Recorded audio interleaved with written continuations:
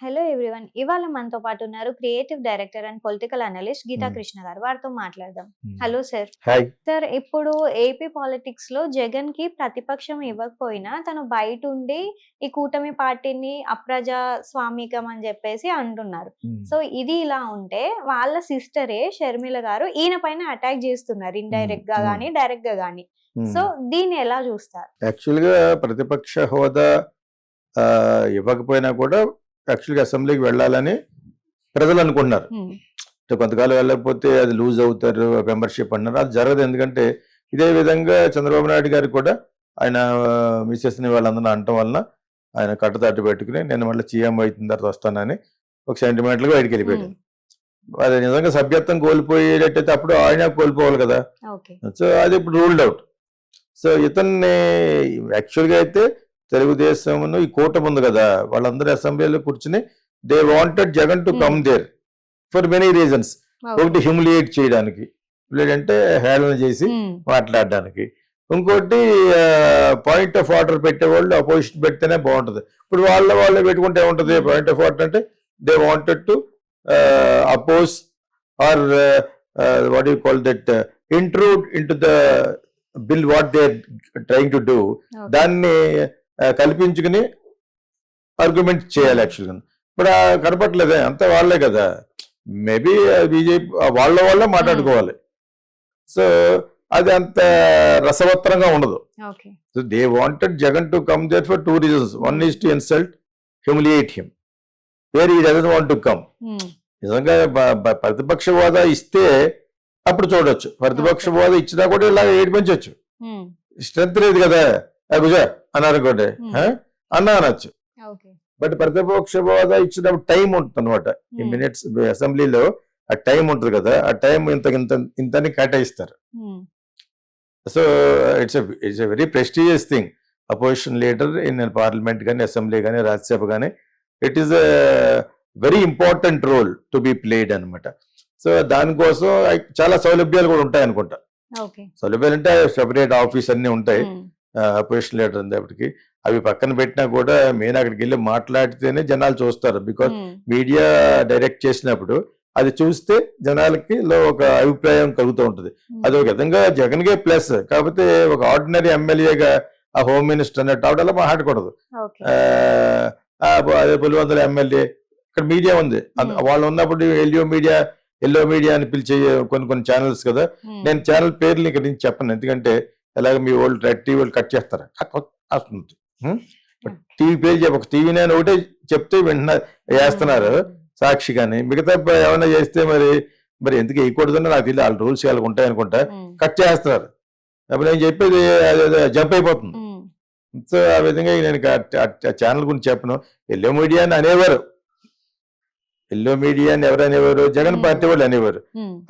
వాళ్ళంతా కూడా they are talking still హ్మ్. అదే ధోరణిలో మాట్లాడతారు. సో, అక్కడ ఒకడున్నాడు. అతని పేరు చెప్పు, శివాన్ని. అదే ఛానల్ చెప్తే కట్ చేస్తారు కాబట్టి హ్మ్. మరి. ఎప్పుడు కూడా జనసేన, పవన్ కళ్యాణ్ వల్లనే ఈ కూటమి అంతా ఏర్పడిందని తెలిసినా కూడా ఏదో విధంగా ఆ కమ్యూనిటీలో, కాపు కమ్యూనిటీలో వాళ్ళకి పెట్టడానికి చూస్తాడు. ఓకే. నేను చాలా సార్లు వేరే ఛానల్ కూడా చెప్పాను. హ్మ్. నువ్వు ఇదే విధంగా మరి నందమూరి ఫ్యామిలీలో పెట్టొచ్చు కదా ఫిట్టింగ్.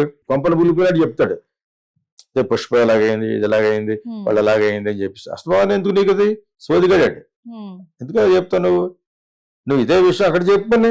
Junior okay. ఎన్టీఆర్కి, బాలకృష్ణకి, ఇప్పుడు వాళ్ళ అబ్బాయిని ఇంట్రడ్యూస్ చేస్తారు. హ్మ్. ఆ ఫిట్టింగ్ పెట్టి అసలు ఆడద్దా అంటున్నారు వీళ్ళు. వాళ్ళు ఏమైంది అంటున్నారు అని చెప్పొచ్చు కదా. హ్మ్. చెప్పడు. ఓన్లీ ఎల్లో చెప్తాడు. అర్థమైనప్పుడు ఆ కూటమిలో మళ్ళా వీళ్ళు సెపరేట్, ఓకే. ఈ కమ్యూనిటీ. హ్మ్. అది కరెక్ట్ కాదంటాను నేను. దట్ ఈస్ నాట్ కరెక్ట్ అంటాను. అస్తమాన హ్మ్. కమ్యూనిటీ ఎందుకంటానంటే అది కరెక్ట్ కాదు. అది వాడికి అదే జాబ్ ఇచ్చారు. ఓకే. అతను ఆ టీవీలో ఒకసారి వింగి చేసి తప్పది. అందుకని అతను సాక్షి వాళ్ళు వేకేశారు మొన్న. ఏం హ్మ్. చేయలేబట్టి అక్కడ అలాగే కదా, మళ్ళీ దేకించారు బట్టింది. ఏం చేయగలడు అతను వింగ్ అది. ఆ ఓకే. టీవీలో వింగ్ అది. హ్మ్. అతను చెప్పేదానికంటే అదే పాపులర్. హ్మ్. సాక్షే పాపులర్. ఓకే. నేను ఫ్రాంక్ గానే చెప్తాను హ్మ్. కాబట్టి. సో అలా చాలా మాట్లాడకూడదు. హ్మ్. అతను అతను అదే ఆ టీవీలోంచి బయటకు వచ్చిన దాన్ని ఆదాన్న ఇది అంటారు, దానికి శివాన్న మాడతాడు. కొన్ని చోట్ల అతను చెప్పి నేను నేర్చుకున్నాను, ఎందుకంటే కొన్ని తెలియదు కాబట్టి. ఓకే. బట్ అదే పనిగా చిరంజీవి ఫ్యామిలీని బదనాం చేయడానికి చూస్తాడు, ఏదో క్రోకడైల్ టీరియస్ లాగా. అయ్యి పాప ఇలా చేశారు, ఇప్పుడు ఏం లెక్క చేయట్లేదు బన్నీ చెప్పాడు, లెక్క చేయలేదని. నేను చిరంజీవి రెండు పని ఉంటాను, చిరంజీవి ఎదుర్కొంటే ఇతను బచ్చా కాబట్టి ఇంకా అవేం చూడ్డు, వీళ్ళని బదనాం చేస్తాడు. అదే విధంగా మరి నందమూరి ఫ్యామిలీ ఎందుకు బదనాం చేయడు? వాళ్ళ మెయిన్ ఎజెండా, వాళ్ళ టీవీ మెయిన్ ఎజెండా ఏంటంటే అందుకునే many people name them as yellow media. అలా చేయకూడదు. చేయడం వల్ల మీకే జర్నలిస్టిక్ ఎథిక్స్ కాదు అవి.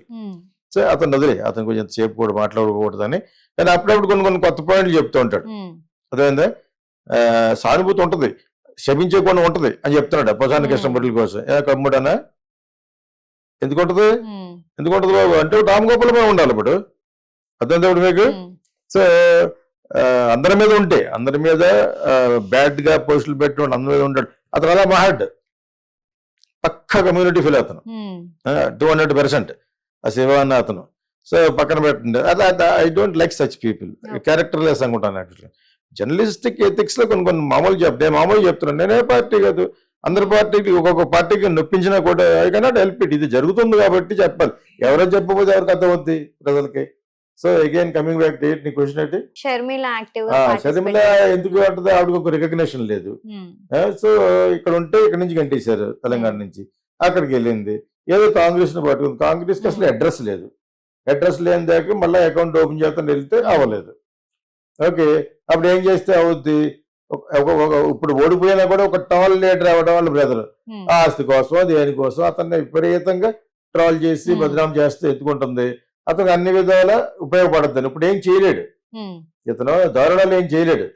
దారుణం చేస్తే ఇంకా అతను ఇప్పటికే అప్పుడు ఎయిర్పోర్ట్ లో పోలీసు అడుగుతున్నాడు ఒక ఆయన, రాజమండ్రి ఎయిర్పోర్ట్, జగన్ జైలుకి వెళ్తాడండి మొత్తం అందరూ నాకు చెప్పి నేను అప్రూవల్ అయిన తర్వాత చెప్తున్నాడు, మీరు మహాడి బాగుంటాయి అని చెప్తూ చెప్తాడేముంది. ఆయన పిఎం గారు కూడా కావాల్సిన ఇక్కడ కొంతవరకు అతనికి ఓటింగ్ ఉంది కాబట్టి ఎప్పుడు కూడా వాళ్ళు వచ్చే ఎలక్షన్లకు ఎలాగెలా చేయాలని చూస్తారు తప్పితే మేబీ అరెస్ట్ చేసి అప్పుడు రిలీజ్ చేయొచ్చు.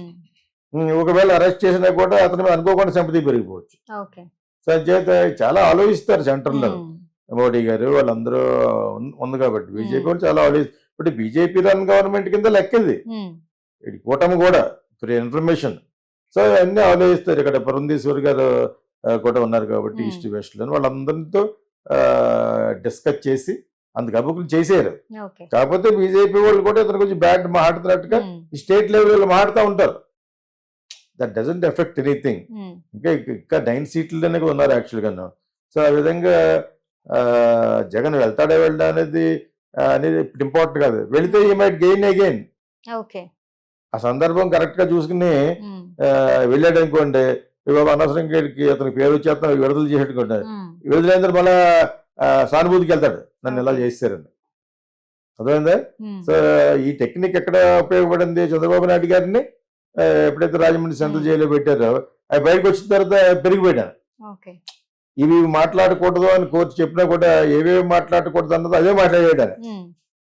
బయటకు వెళ్ళి మాట్లాడకూడదు అని చెప్పింది కోర్టు, పలానా టాపిక్స్ గురించి మాట్లాడకూడదు అని చెప్పిందే మాట్లాడాడు. ఎవరు చేస్తారు?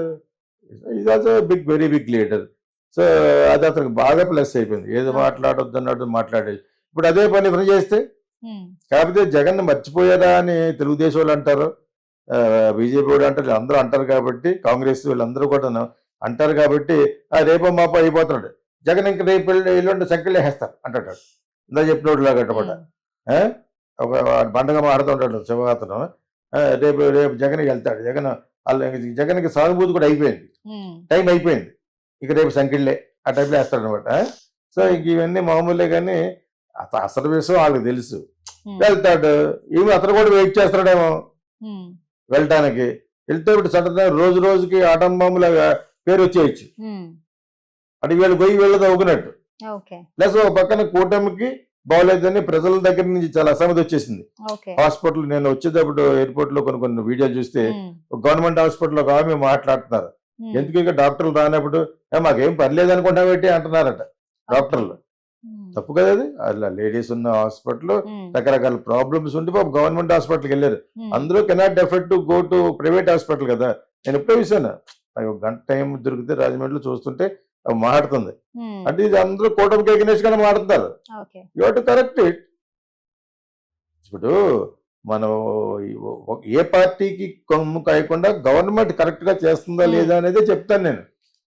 ఇప్పుడు ఆ అమ్మాయి మాట్లాడిన అది చాలా ఇదిగా ఉంది.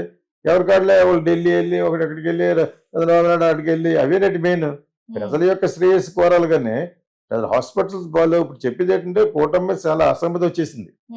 చాలా అంటే అందరూ ఏ పార్టీ వల్ల వచ్చిందంటే తెలుగుదేశం ముందు వచ్చిందని అనాలి. వాళ్ళ మళ్ళీ ఇసుక దందా స్టార్ట్ చేశారట. వాళ్ళని అన్నారు పక్కన. నేను ఈస్ట్ గోదావరి వెళ్ళి వచ్చాను ఆర్ట్ ఆఫ్ ది ఇది.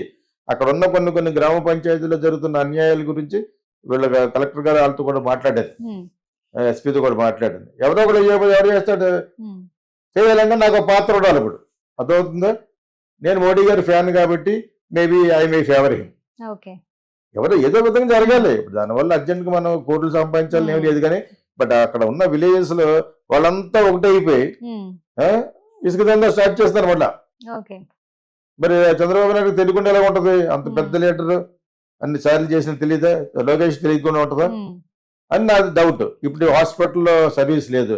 ఆ డాక్టర్లు అన్నారంట వస్తానన్నారు రావట్లేదంటే మాకు ఎవరే పనులు లేవా అంటారట గవర్నమెంట్ హాస్పిటల్లో. ప్రైవేట్ ఎందుకు ఉద్యోగం చేసావు? లాక్కూడదా నేను అయితేనే. అటువంటి లేనప్పుడు నువ్వు ఎందుకు చేరావు నువ్వు డాక్టర్ గాను? మానవ సేవ మాధవ సేవ అంటారు డాక్టర్స్. ఇటువంటి అన్యాయాలు జరుగుతున్న వల్ల డాక్టర్ల మీద అటువంటి అన్యాయాలు జరుగుతున్నాయి. నీకు అర్థమైనప్పుడు నీకు డాక్టర్లు నాలుగు చంపేసేయాలని చెప్పి ఎందుకంటారు? మీరు అలాగే ఉన్నారు. Give respect and take respect, give service and take service. అంతేగాని మీరు సరిగ్గా చేయరు, రోగులు పోవాలి. ఒక్కడికి ఇండియాలో ఈ సిస్టమ్ మారదు. ఎవడ స్వార్థం ఆడుది. పొలిటీషియన్స్ స్వార్థం పొలిటీషియన్స్, ఈ బ్యూరోక్రాట్స్, ఈ డాక్టర్లది. మానవ సేవ. ఇంకా లాయర్లు పీనింగ్ మీద ఉండకూడదు. ఎవడెలా పోతాడో నీ కేసు ఒప్పుకోవడం, ఇంకోటి దగ్గరికి వెళ్ళి మాట్లాడడం. సో ఈ సిస్టమ్ ఇలాగే ఏడుస్తుంది. I'm so sorry. నేను అప్పుడప్పుడు ఎందుకు వెళ్ళి వస్తానంటే టు టెల్, నేను ప్రజల్లో ఉంటాను కాబట్టి. ఏం చేయలేక కలెక్టర్లు కొంత bureaucrats there some good people. You bring it to us అన్నారు. మీ బ్రింగ్ ఇట్ టు అస్ అని మీరు నిజంగా చేయాలనుకున్నా వాళ్ళు మీ పై లీడర్ని అడిగారు పని జరగదు. అక్కడ ఉన్న గ్రామ పంచాయతీలు చాలా పేటరేగిపోతున్నారు. చాలా అన్యాయం జరుగుతుంది యాక్చువల్గా. ఏంటి ఆ ఊర్లో ఉన్న వాళ్ళతో ఓటు వేయించుకుని మీరు అందరూ గెలిచి వాళ్ళకి మీరు అన్యాయం చేస్తారు. నోటికాటు కూడు కొట్టేస్తున్నారు అనమాట. సో దీని మీద నేను from next month onwards I'm taking action. Chandrababu Naidu చెప్తాను, వీళ్ళు అనకపోతే ప్రైమ్ మినిస్టర్ చెప్తాను. I can go to prime minister also. బదనాం అయిపోతారు డైరెక్ట్ గా. నేను కూర్చుని ఒక ఫిల్మ్ డైరెక్టర్ గా మాట్లాడానంటే అర్థమైనప్పుడు ఢిల్లీలో ప్రెస్ మీట్ పెట్టుకోవడం మాట్లాడగలను నేను. ఆయన దగ్గరికి ఎందుకు వెళ్తున్నానంటే ఆయన వింటాడని చెప్పేసి. ఇక్కడ వినకపోతే స్టేట్ లెవెల్ వినకపోతే సెంట్రల్కి వెళ్తాను యాక్చువల్గాను. హాస్పిటల్ సీన్ ఒకటిని ఈ ఇసుక దందా వాళ్ళు కూడా స్టార్ట్ చేస్తున్నారు. ఈ పల్లెటూరులో ఉన్న వాళ్ళు పల్లెటూరులో ఉన్నారా అనుకున్నారా అని ఒక ఐఏఎస్ ఆఫీస్ కలెక్టర్ అందరూ నాతోటి ఇదేంటంటే ఇక్కడ ఎలా ఉన్నారు, ఇంకా సిటీలో అరాచకం పెరిగిపోయింది అనుకుంటే భలేవరే. వాళ్ళు nothing in front of this పల్లెటూరు వీళ్ళని చెప్తున్నాడు మా ఊరి గురించే. మీరు ఏమనుకున్నారు ఇక్కడ ఉన్న వీళ్ళు ఒక్కొక్కటి ఎంత క్రిమినల్ ఫెలోస్ వాళ్ళు అని చెప్పేసి అంది. ఎలాగంటే సిస్టమ్ మారాలి, ఇంకా మారాలి. They have to be punished అంది. ఇంతకుముందు కలెక్టర్ గారితో మాట్లాడతారు. ఇప్పుడు నా ఆవిడ వేరే విషయం చెప్పాను. Yesterday I met collector, superintendent of police. ఏదో నాకేదో ప్రొటెక్షన్ కావాల్సి వెళ్ళాను యాక్చువల్ గా. బట్ ఇది కూడా మారుతాం కదా, వెళ్ళి ఊరిని నాకు పోలీసులో ఉన్నాను కదా, ఇలా జరుగుతుంది ఇది మిద్దంగా చెప్పాను. So they are ready to do. ఇటువంటి అన్యాయం జరుగుతుంది. కానీ వాళ్ళ పైన ఉన్న పొలిటీషియన్స్ ఆపుతారేమో నా అనుమానం. ఆపితే ఎవరెవరు ఆపుతున్నారో వాళ్ళు ఎదురుకుండా నేను ఫిల్మ్ తీసి చూపిస్తాను. అలా చేస్తే తప్పితే మనం అందరూ కూడా సిటిజన్ జర్నలిస్ట్ లాగా నెటిజన్స్ కి చూపించాలి ఏమేమి జరుగుతున్నది. అప్పుడు కొంతైనా అరికాడతారు. ఇప్పుడు హాస్పిటల్లో ఉంది, డాక్టర్ లాగా ఎందుకు ఐరన్ మంచాల మీద పడుకుని ఇప్పుడు ఆ మంచాలు బాగుంటాయా, కంపు కొడుతూ ఉంటాయి. ఇది మన గవర్నమెంట్ హాస్పిటల్ యొక్క పరిస్థితి. సో ఈ టైంలో షర్మిల మాట్లాడినా ఎవరు మాట్లాడినా కూడా అవన్నీ యూస్లెస్ అయ్యి ఏదో మీడియాలో ఉండాలి. మర్చిపోతారు. Today's news paper is tomorrow's waste paper లాగా మర్చిపోతారని. ఆ అమ్మాయి ఏదో డబ్బులు ఉన్నాయి ప్రెస్ మీట్ పెడతా ఉంది, డ్రెస్ చేసుకొచ్చి ప్రెస్ మీట్ పెడతా ఉంటుంది. నేను వీళ్ళందరూ పెట్టినప్పుడు ఏమనుకుంటాను, ఏదో ఫ్యాషన్ పీరియడ్ అనుకుంటాను. ఏ చీరలు బాగుంటాయో చూడడానికి ఉన్నట్టు అనిపిస్తుంది నాకు. వీళ్ళంతా ఏ వీళ్ళు హోమ్ మినిస్టర్ వీళ్ళందరూ మంచి మంచి బట్టలు వేసుకోవాలి. మోడీ గారు వేసుకుంటున్నారు, బట్ నాకు అలాగే అనిపిస్తూ ఉంటుంది. Is it some kind of A fashion show లాగా, దో ఇట్స్ ప్రెస్ మీట్ అయినా కూడా ఊరికి అన్నాను, but that is what I get my feeling. ఆ ఫీలింగ్ నేను ఎక్స్ప్లెయిన్ చేస్తాను యాక్చువల్గా. వాళ్ళ వాళ్ళని విమర్శించాలనే ధోరణి గురించి కాదు. జనరల్గా ఇప్పుడు ప్రశాంతంగా కూర్చుంటుంది మాట్లాడితేనే ఆ ప్రెస్ మీట్లు, ఆ కంటెంట్ ఉండదు అందులో. ఏం కంటెంట్? జగన్ గురించి చెప్పేది అందరికీ తెలుసు. చిన్న పిల్లలు లేపి అడిగితే జగన్ ఏంటి అన్నాడంటే అది ఇలా చేసేయండి అలా చేసేయండి చెప్తారు. వాళ్ళ బ్రదర్ గురించి చెప్తుంది. ఇక్కడ ఉన్న పెక్యులర్ పాయింట్ ఏంటంటే she the brother of previous chief minister. అతను దుర్మార్గుడు అని తను చెప్తుంది. నువ్వు చెప్పకముందే ఆల్రెడీ కూటమి పవన్ కళ్యాణ్ చంద్రబాబు నాయుడు గారు చెప్పేశారు కదా. సేమ్ థింగ్ మళ్ళా చెప్తున్నాను. ఏదో విధంగా మైలేజ్ రావాలి, ఏదో విధంగా మీడియాలో తనకి ఒక ఎక్స్పోజర్ కావాలి. నా తాపత్రయం కనిపించింది తప్పితే నిజంగా అమ్మాయిలో నిజాయితీ కనపడలేదు నాకు. నిజాయితీ కనపడి ఏం చేయమంటావు? ఇప్పుడు ఆ చెల్లి అన్నయ్య గొడవలు చంద్రబాబు నాయుడు కల్పించి చేయాలా? మీ గొడవలు నువ్వు you are claiming for property. Otherwise Chandrababu Naidu garu ఏం పాయింట్ చెప్పాడు, పవన్ కళ్యాణ్ ఏం పాయింట్ చెప్పాడు అవే చెప్తుంది. మళ్ళా కొత్తగా అదాని వాడు చేరాడు ఇక్కడికి వచ్చి 1700 చిల్లర కోట్లు అలా ఇచ్చాడు చెప్తారు. You to prove it. తను ఎవడు ఇంతవరకు అదాని కానీ వీళ్ళు ఎవరు చెల్లించలేదు. మన వాళ్ళు తమ్ములని పెడతారు. జగన్కి వార్నింగ్ ఇచ్చిన అదాని నువ్వు చూసారా? చూసారా? ఏదో ఒకరు చెప్తారు, ఏదో ఒకరు వార్నింగ్ ఇచ్చి చూసేవాడే. ఇతను దీని మీద ఇతను మాట్లాడలేదు. మాట్లాడేది కాస్త ఏళ్లే. కాకపోతే ఏదో చీఫ్ మినిస్టర్గా ఆయన కూడా ఏం చేయలేడు. ఎందుకంటే అది సైలెంట్ అవ్వమని చెప్పాడు ఇంకోటి ప్రైమ్ మినిస్టర్ గారు. ఏం చేస్తాడు ఈయన? అదేంటప్పుడు మీకు బికాజ్ అదాని కావాల్సిన వాడు ప్రైమ్ మినిస్టర్ గారికి. ఓకేనా? ఆయన ఏంటి, అంబానీ ఏంటి, ఆ రిచ్ పీపుల్ కావాల్సుకోవడంలో తప్పు ఎందుకు లేదంటే they are going to invest in many states వేల కోట్లు. కాబట్టి అది కిక్ బ్యాక్స్ ఇచ్చారు అని చెప్పేసి అమెరికా బ్లేమ్ చేస్తుంది. కాబట్టి అదొక పెద్ద సెన్సేషన్. అది ఏమి అవ్వదు యాక్చువల్గా. వాళ్ళకి ఇంత డబ్బులు ఎగ్గొడితే అది మనీ లాండరింగ్ ప్రాబ్లం అంటారు కదా. తప్పితే బ్రైట్ కేసు కింద, ఫోర్జరీ కేసు కింద, fraudulent not forgery, fraudulent and bright case అంటారు దాన్ని. అది మీకు అన్యాయం జరిగినప్పుడు, మీకు అన్యాయం జరగలేదే, హీ విల్ పే. నేను ఆల్రెడీ చెప్పాను, he will pay back. Adani కానీ అంబానీ కానీ జనరల్గా పెద్ద పెద్ద ఆటలో ఉంటుంది. కాకపోతే ఇది ఒక బిగ్ వ్యక్తి ఉన్నాడు అక్కడ, మొత్తం ఇండియాని షేక్ చేయాలని, డివైడ్ అండ్ రూల్ చేయాలని. సోరిస్ అంటారు కదా, అతను వెరీ రిచ్ పీపుల్. అతను ద్వారా రాహుల్ గాంధీ చేసిన ఫిట్టింగ్ ఇది కదా. ఇప్పుడు ఏదో విధంగా ఇక్కడ ఈ ఎకానమీని డిస్టర్బ్ చేసి మోడీ గారిని బ్యాడ్ నేమ్ చేసి ప్రాసెస్ లో ఒక చోట దొరికిపోయాడు.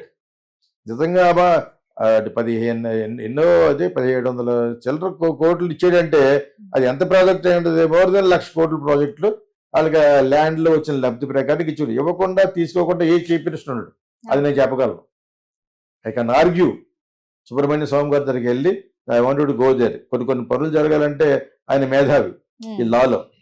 సో అటువంటి వాళ్ళు మనతో కలిస్తే మటుకు డెఫినెట్ గా చాలా చాలా మంచి పాయింట్లు లీగల్ గా మాట్లాడచ్చు. Actually 90% of the chief ministers will take kick backs. కావాలి మన రాష్ట్రానికి నిధులు రావాలి, మన రాష్ట్రానికి ఫ్యాక్టరీలు రావాలి, 3,000 కంపెనీలు రావాలి, ఎవరన్నా కూడా అవి లేకుండా ఆయన కానీ ఆయన తరపున మనుషులు కానీ తీసుకుంటారు. ఆ విధంగా తీసుకున్నవాడే జగన్. వాళ్ళ ఫాదర్ పుట్టుకోకుండా వాళ్ళ ఫాదర్ యొక్క ఇన్ఫ్లుయెన్స్ ఇంకోటి ఉపయోగించి దాన్ని క్విట్ ప్రోకో అన్నారు. నేను అక్కడ పనులు